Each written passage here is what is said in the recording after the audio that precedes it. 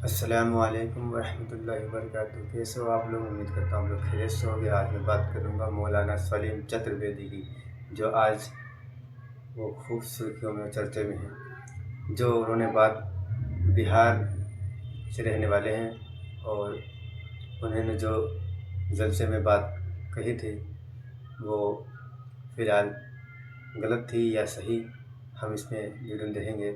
लेकिन थोड़ी सी मैं आपको गुफ्तगू करके बता देता हूँ कि अम्मा के बारे में उन्होंने कहा था कि उनकी अम्मा का गोश्त अगर 250 ग्राम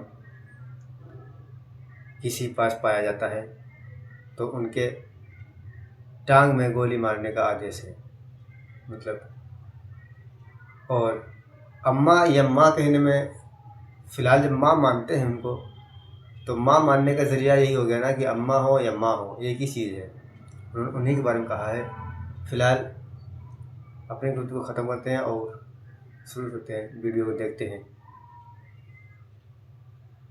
अस्सलाम वालेकुम वरहमतुल्लाहि वबरकातुहू। आपके सामने दो तस्वीरें हैं, एक का ताल्लुक ब्राह्मण समाज से है और एक का ताल्लुक मुस्लिम समाज से है।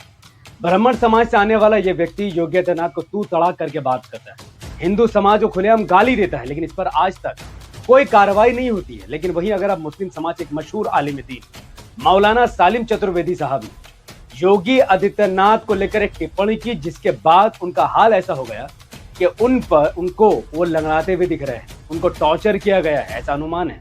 साथ ही उन्होंने क्या कहा वो भी मैं आपको सुनाऊंगा। और इस पूरे कांड के बाद मौलाना सालिम चतुर्वेदी साहब को अरेस्ट करके उत्तर प्रदेश की पुलिस भी फंस चुकी है और योगी आदित्यनाथ और भारतीय जनता पार्टी की सरकार भी फंस चुकी है। 1 to 1 कर करके इस मामले को सही तरीके से समझें। पहले इस बारे में बात करते हैं कि आखिर मौलाना सालिम चतुर्वेदी साहब की गिरफ्तारी क्यों हुई, ऐसा उन्होंने क्या कहा कि उत्तर प्रदेश की सरकार हिल गई, उत्तर प्रदेश की पुलिस हिल गई और इतना टॉर्चर किया कि उत्तर प्रदेश में उनको ले जाया गया और फिर वो लंगड़ाते हुए दिखे। पहले आप उनका बयान देखिए। अगर 250 ग्राम तक योगी जी की अम्मा का गोश्त पाया जाए, मांस, तो उनकी ये घुटने से नीचे छेद करने का ऑर्डर, गोली से छेद कर। चलिए जी, बहुत अच्छी बात है, आपको लगा बनाया आपने। लेकिन अगर कोई जिना करता हुआ कोई रेपिस्ट पकड़ा जाए तो उसके लिए क्या सजा? कुछ नहीं। तो साफ जाहिर है कि इस 28 सेकंड के बयान में मौलाना सालिम चतुर्वेदी साहब ने कुछ महत्वपूर्ण मुद्दों को उठाया। उन्होंने कहा कि योगी आदित्यनाथ की मां का गोश्त अगर कोई खा लेगा तो पैर में उसको छेद, यानी वो इनकाउंटर की बात कर रहे हैं। और साथ में वो ये भी कह रहे हैं कि अगर आप गाय का गोश्त खाने के लिए पैर में इनकाउंटर मार के गोली कर रहे हैं, गोली मार रहे हैं, और जो बलात्कारी करेगा उसके लिए आप कड़ा कानून। देखिए, वो एक बहुत टेक्निकल बात कर रहे हैं कि रेप करने वाले के खिलाफ आप सख्त नहीं है, आपको इस सख्त कार्रवाई करने के हित में नहीं दिख रहे। लेकिन जब बात गाय की आएगी तो आप लोगों के जान के साथ खिलवाड़ कर रहे हैं। अब इसमें जो ज्यादातर जो लोग भड़के हैं, विश्व हिंदू परिषद, बजरंग दल, हिंदू युवा वाहिनी और खुद उत्तर प्रदेश की सरकार और पुलिस, वो कहती कि उन्होंने उत्तर प्रदेश का और सीएम का अपमान किया। अब देखिए, मैं पूछता हूं कि अपमान कैसे हुआ? उत्तर प्रदेश में योगी आदित्यनाथ क्या गाय को अपनी मां नहीं मानते, गाय को माता नहीं मानते? अगर आपने इसलिए एफआईआर करवाया है क्योंकि गाय को योगी जी की माता बताया गया है, तो फिर इसका मतलब है कि आप पाखंडी है, इसका मतलब आप झूठ बोल रहे हैं। और अगर योगी आदित्यनाथ जी वाकई में गाय को मां मानते हैं, और बहुत सारे हिंदू समाज के लोग गाय को अपनी मां मानते हैं और हम उनका इज्जत के साथ खड़े हैं, उनका बिल्कुल भी मजाक नहीं उड़ाते, क्योंकि बात आस्था की तो हम मजाक उड़ाने वाले कौन? उनका ईमान, उनका धर्म, लकुम दिनुकुम वलिय दीन। लेकिन अगर आप गाय को मां मानते हैं तो मौलाना सालिम चतुर्वेदी साहब का बयान गलत कैसे हुआ? तो बुरा आपको इस बात से नहीं लगा कि मौलाना सालिम चतुर्वेदी साहब ने कहा कि योगी का मां का गोश्त? देखिए, 2 मां है। एक वो मां है जिसकी तस्वीर आपके सामने है, जिसको योगी जी जिनके पेट से पैदा हुए हैं, वो मां है। और एक तरफ वो गाय है जिसको योगी जी आस्था के बुनियाद पर मां मानते हैं।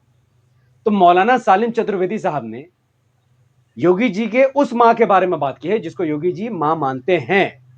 गाय हमारी नजर में एक जानवर है, एनिमल राइट्स का भी हम सम्मान करते हैं।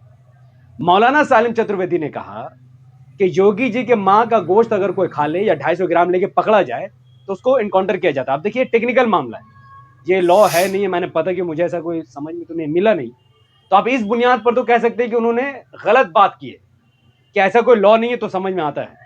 लेकिन प्रॉब्लम क्या है ना, आपने एफआईआर क्या करवाया? देखिए, आपने एफआईआर करवाया है बीएनएस की धारा 196 क्लॉज 1 दुश्मनी फैलाने का आरोप, 299 धार्मिक भावनाएं आहत करने का आरोप, 353 झूठी जानकारी फैलाना।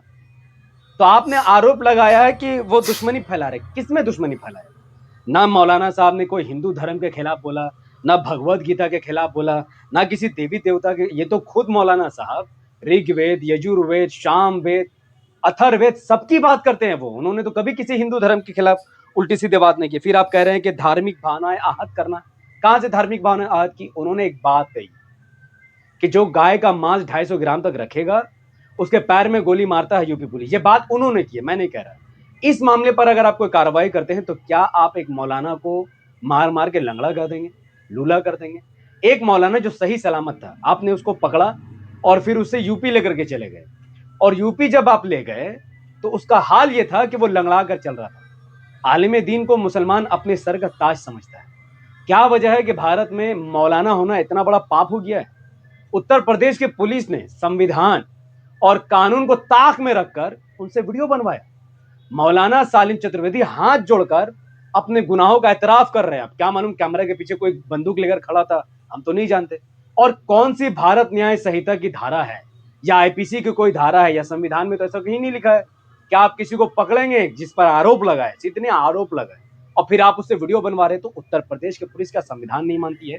क्या उत्तर प्रदेश की पुलिस बीएनएस को नहीं मानती है, भारत न्याय संहिता के कानून को नहीं मानती है? तो बीएनएस का अपमान तो खुद उत्तर प्रदेश की पुलिस कर रही है जब उनका वीडियो बनाकर डाल रही है। देखिए, कोई आदमी एफआईआर करता है, कोर्ट उसका फैसला करता है कि वो गुनाहगार है या नहीं। उत्तर प्रदेश की पुलिस क्या सुप्रीम कोर्ट से बढ़ के है, हाई कोर्ट से बढ़ के है या सेशन कोर्ट से बढ़ के है? अगर वो कोर्ट पर विश्वास करते हैं तो खुद ही फैसला क्यों सुना रहे?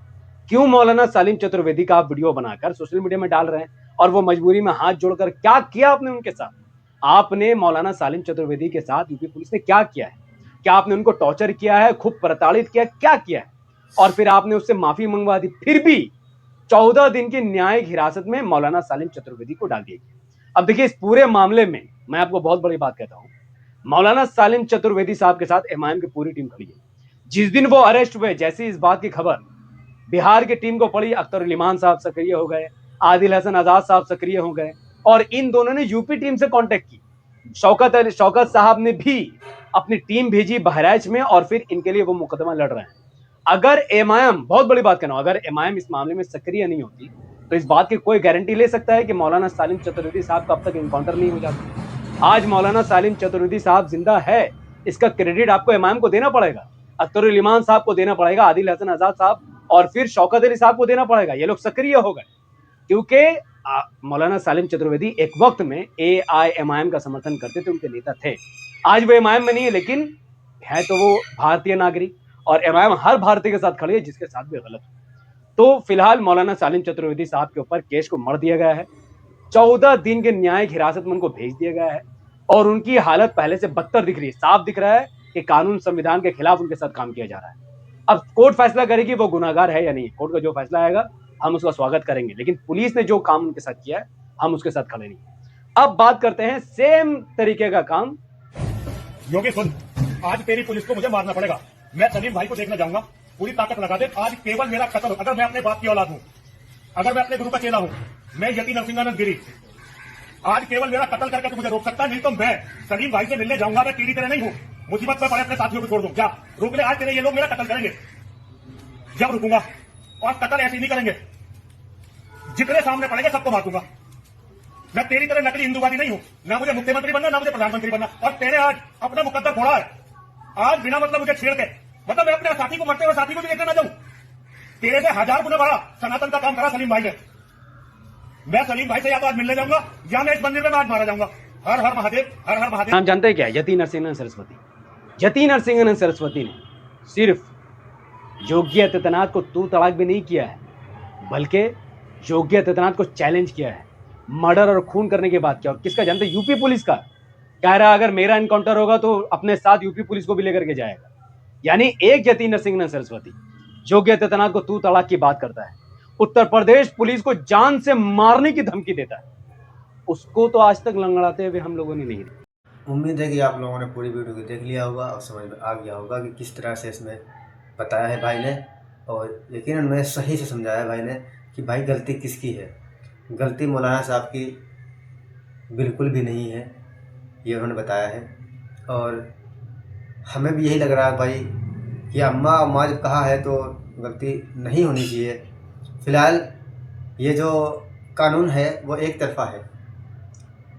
हम लोगों की बात को इस तरह से पेश किया जाता है जिस तरह से पूरे लच्छे को बना दिया जाता है, घोल मिलोड़ के पूरा लच्छा बन जाता है ना, उस तरह से पेश किया जाता है इनको सिंपल में कि ये लोग कुछ भी करते रहें, इनके लिए कोई कानून नहीं है।